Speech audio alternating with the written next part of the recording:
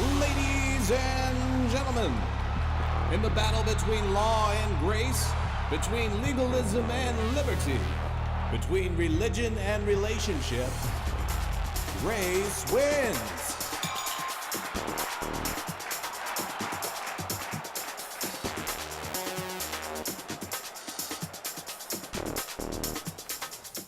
Why is grace amazing? Have you ever been amazed? A sequoia tree, the largest living thing on our planet, is amazing. The sheer volume of water pouring over Niagara Falls is amazing. The Great Wall of China stretching for hundreds and hundreds of miles over rugged terrain is amazing. Buzz Aldrin and Neil Armstrong stepping onto the moon, now that's amazing. Roger Bannister running the first 4-minute mile, amazing. A man falling in love with a woman, amazing. There are many amazing things in this world, but the most amazing thing of all is God's grace. John Newton, who called himself an infidel and a libertine, as he called himself, was among other things a slave trader.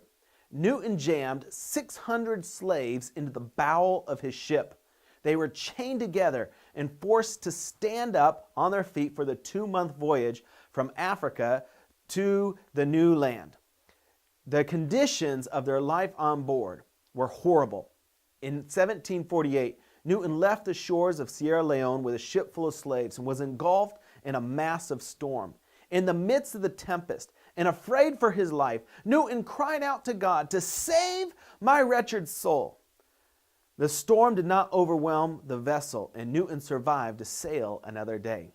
This conversion experience was to set Newton on a journey that would eventually lead to him becoming a clergyman, a preacher of the gospel, and an abolitionist. He would be instrumental in helping William Wilberforce abolish the slave trade in England. Newton's real-life encounter with God's grace would inspire him to pen the words of the famous hymn, Amazing Grace. Amazing grace, how sweet the sound that saved a wretch like me.